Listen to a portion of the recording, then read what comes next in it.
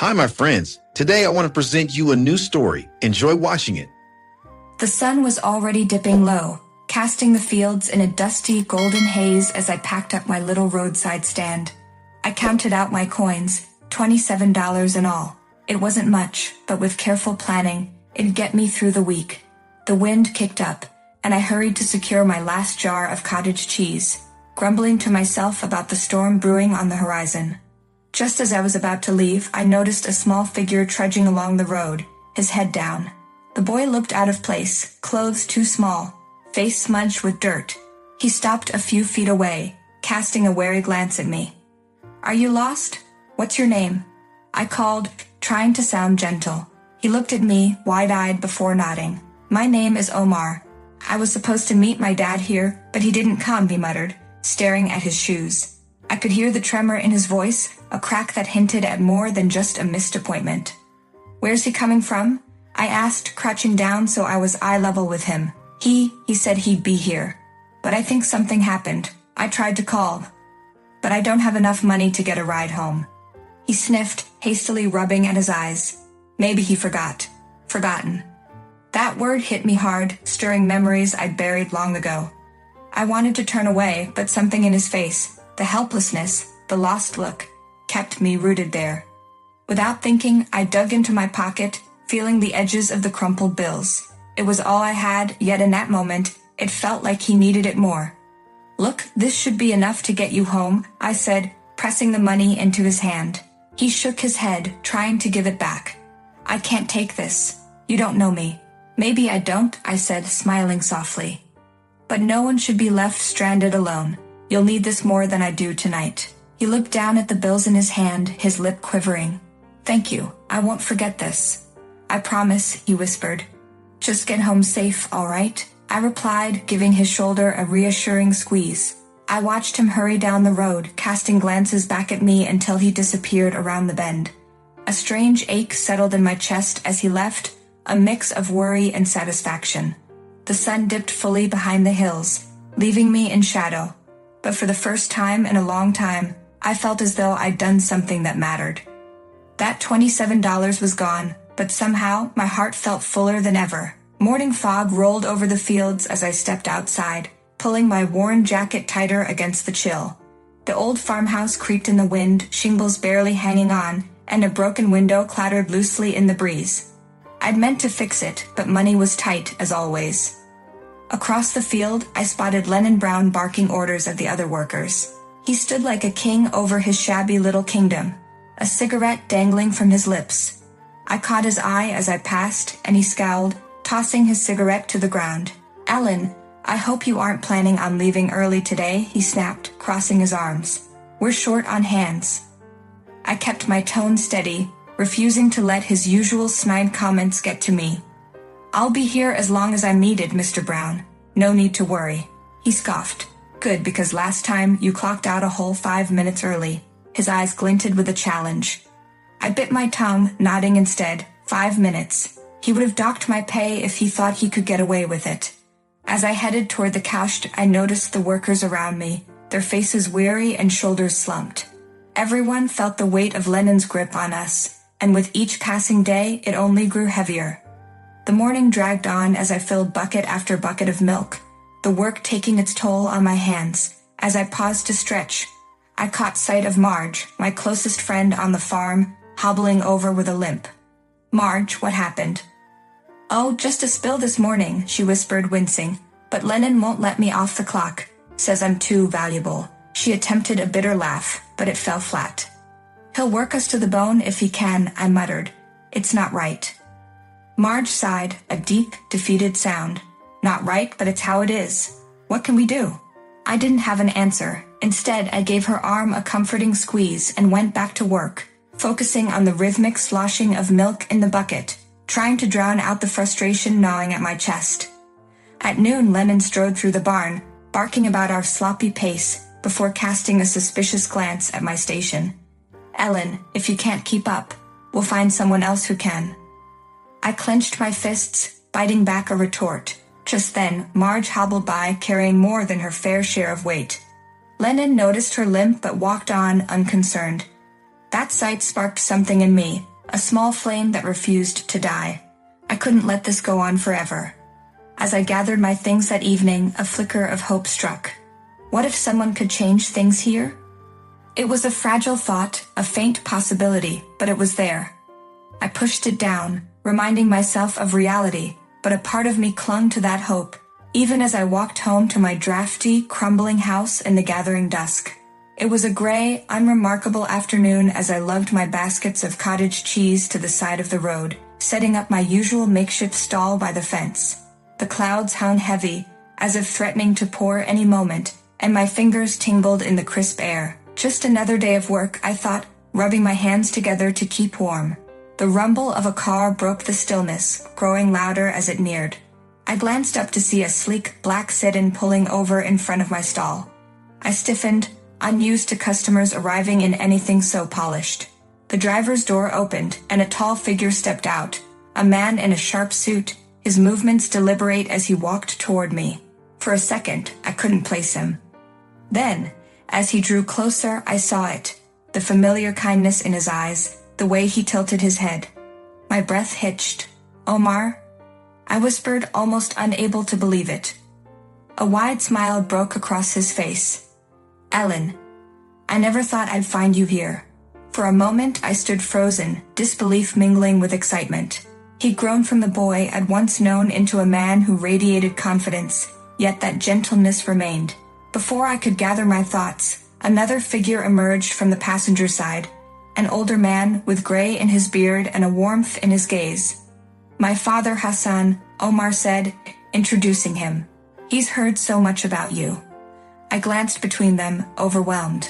"I don't know what to say. We've come to thank you," Omar said earnestly. "All these years I never forgot what you did for me." He gestured to my baskets, taking in the scene with a furrowed brow. "But I didn't realize things were still so hard for you." I managed a laugh, brushing off his concern. "Life's not easy for most folks around here, but I get by." Hassan stepped forward, his expression serious. "Ellen, we'd like to help you if you'll allow it. Please, let us give something back." I was about to shake my head, protest, when Omar continued, "We'd like to repair your home and help you get some more cows. That's the least we can do." My voice caught in my throat and tears came traitorously from my eyes. That's too much. Thank you. No one has ever done so much for me, and tears rushed from my eyes. "Not after what you did for me," Omar insisted, eyes shining with sincerity. "Please let us do this." As I looked at them, the reality of their offer sank in. I felt the weight of years lifting just a little, a warmth blooming in my chest. A chance for a new beginning. Could it really be happening?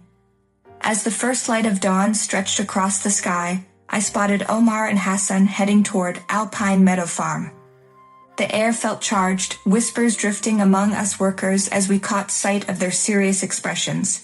I stood at a distance, my heart pounding as they strode purposefully toward the barn, where Lennon, our domineering manager, was overseeing the morning chores. Lennon noticed them, frowning as he crossed his arms, his voice cut through the quiet with unmistakable impatience. "What are you two doing here? This isn't some charity project."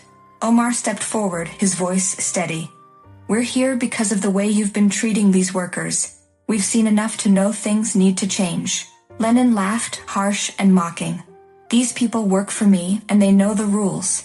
If they don't like it, they can leave. Simple as that." But Omar didn't flinch. "The rules here are unfair and the conditions are worse. You're running this place like it's the Dark Ages, Lennon." Lennon's smile faded, his eyes narrowing into an unyielding glare. "Listen, kid," he said through gritted teeth, "this farm runs because I make it run.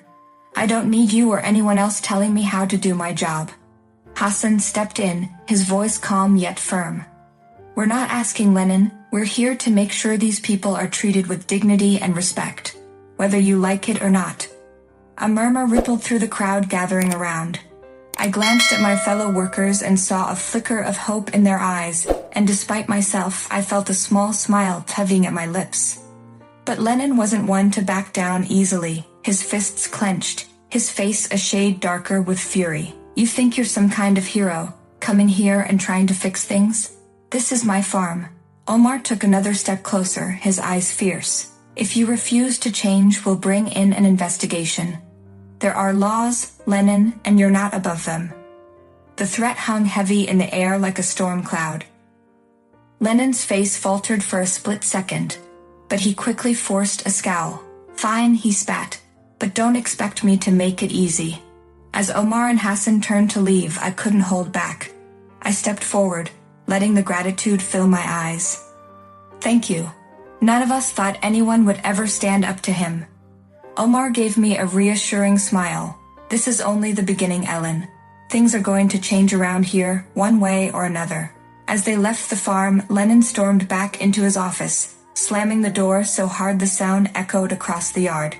I thought that was the end of it, but I caught a glimpse of the sneer on his face as he muttered to himself.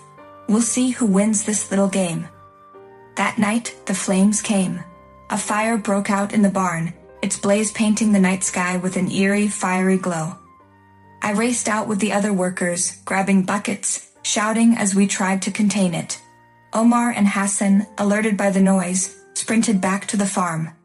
But by the time we got the flames under control, a third of the barn had been lost. As the smoke settled, I saw Omar's eyes lock onto Lennon, who was watching the destruction with a twisted, sick satisfaction. A chill ran down my spine as the realization hit us both.